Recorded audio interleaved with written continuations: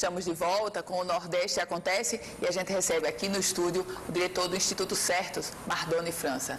Mardoni França, boa tarde, bem-vindo. Boa tarde, Ana. Prazer estar com você novamente.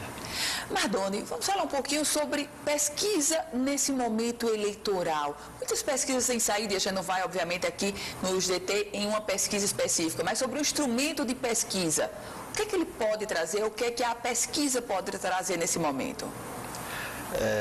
Eu posso lá afirmar, sem medo de errar, que a pesquisa, a instituição pesquisa, o instrumento pesquisa, ela entrou definitivamente no protagonismo das campanhas. Hoje você pode se imaginar um município menor que você possa imaginar no interior do estado, ele procura fazer pesquisa. Ninguém mais quer arriscar um investimento na candidatura às cegas, como se fazia antigamente. Porque ele dizia, no tempo que eu era menino, que duas coisas que só se sabia depois que acontecia. Era o eleito, quando abria as urnas, e o sexo da criança, quando nascia. Hoje a tecnologia médica já aponta com antecedência e as pesquisas bem feitas já apontam quem são os candidatos para se eleger. Então ela veio para ficar porque adquiriu credibilidade, a sociedade gosta, embora às vezes falem mal, mas ela gosta, ela acompanha, ela acredita e em alguns casos até se orienta por uma pesquisa. A pesquisa influencia o eleitor, Mardoni? Essa é uma questão que é recorrente, né? Toda vez que tem eleição, se fala que a pesquisa influencia, se divulgar a pesquisa, o candidato que está ganhando atrai mais eleitores. Então, há uma celeuma em torno disso. O que se sabe é que ela tem uma pequena influência sobre o eleitor, é muito pequena, mas o peso da influência dela, na verdade, é nos patrocinadores e na militância do candidato. Se o candidato está baixo, a militância esfria e quem financia, antigamente, hoje não é mais assim, puxa um pouco, segura um pouco o bolso, né? Então, o medo dos candidatos não é tanto pelo eleitor que possa mudar, mas é no patrocinador e no ânimo da militância. Mardoni, a gente sabe que pesquisa, muitas pessoas dizem, pesquisa muda, pesquisa influencia o eleitor, mas o que é essencial para uma pesquisa não errar, para a pesquisa acertar? Eu sempre digo, trabalho com isso há muitos anos, a pesquisa é uma atividade de alto risco. Com certeza. Porque no campo da metodologia estatística e de pesquisa de maneira geral, o que se faz é o seguinte, você tem um universo que você quer investigar, eleitores. Natal tem quase 600 mil eleitores, né? E você vai tirar lá um naco, digamos, uma amostra de 600, por aí assim, né? Então eu digo o seguinte, você quando tira uma amostra de um universo como esse de Natal, de 600 mil e tira 600 eleitores, você divide em duas coisas. Os que vão ficar calados, aquele multidão, e os que vão falar. E aqueles que vão falar, vai falar por todos aqueles que ficaram silenciosos. E as pessoas não estão interessadas no que eu tirei, não. Estão interessadas nos silenciosos que não vão falar. Então a responsabilidade da pesquisa é fazer de tal maneira que aqueles 600 representem a voz dos milhares que não foram ouvidos. Então essa é o grande, digamos, enigma das pesquisas que as pessoas às vezes não entendem como é que isso dá tão certo. E também é um grande risco dos institutos, porque você trabalha com o ser humano, né? Um trabalho de campo muito trabalhoso, muito meticuloso. Então, o mínimo, você pode fazer um planejamento perfeito no escritório, mas o trabalho de campo pode pôr tudo a perder. Então, eu digo que é de alto risco. Por quê? Porque não tem como esconder o erro. No dia da eleição vai aparecer. Então, é uma coisa que deixa todo mundo de sobressalto, porque você não tem a certeza absoluta de que as coisas podem acontecer como se esperado. Para quem está de fora, a sensação que passa é de que quanto menor o município, mais fácil a pesquisa acertar. É isso mesmo, Marcos? Não é. Em pequenos universos, você precisa ter uma amostra proporcionalmente muito maior em relação ao universo, às vezes até a metade. Vamos fazer uma ligeira comparação. O Brasil tem quase 140 milhões de eleitores. O Rio Grande do Norte O Natal, por exemplo, tem 600 mil eleitores. O IBOP, os institutos Datafolha, eles fazem em torno de 2.000, 3.000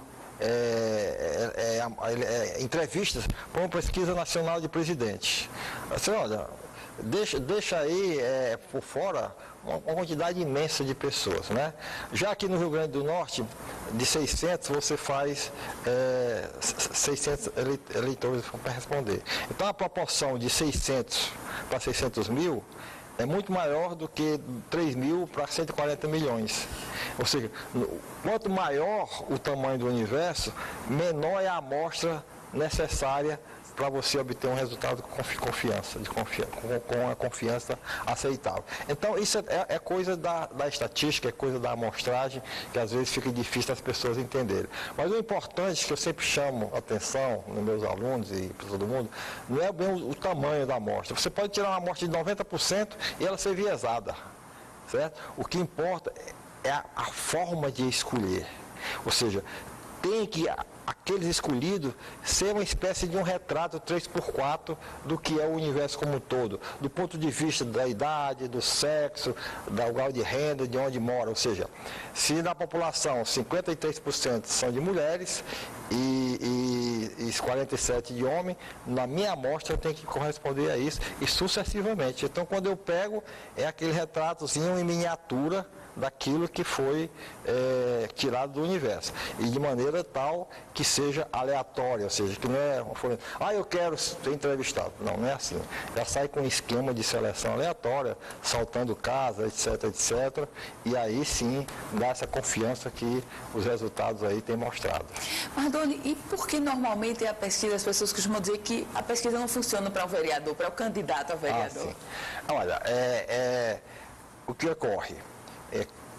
Nós temos características, né, do nosso elemento de interesse na pesquisa, no caso aí o voto de vereador. Ou seja, em Natal eu não sei quantos, mas deve ter aí, não sei se talvez mais de 50 candidatos ou muito mais do que isso, né?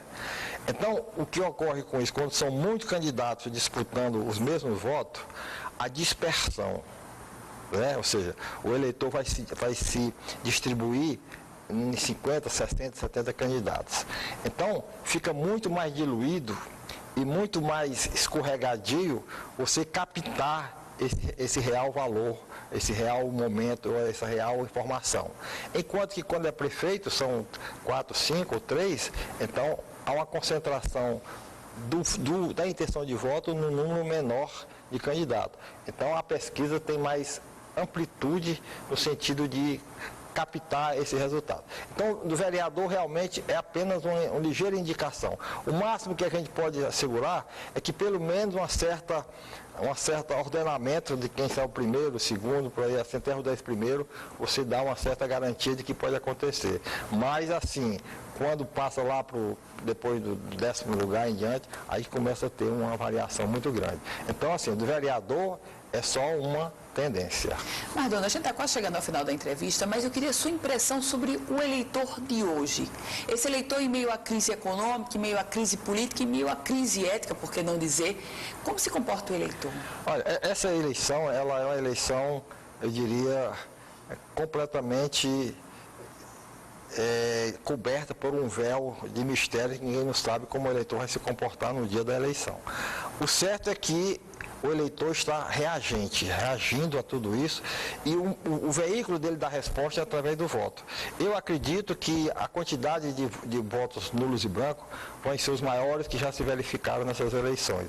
Porque, como você falou, o país vem passando por essa crise de todos os níveis e o eleitor está se ressentindo disso e cada vez mais descrente na política.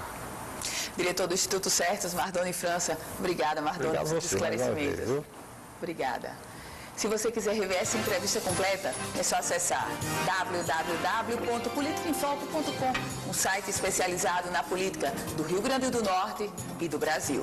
O Nordeste Acontece vai ficando por aqui.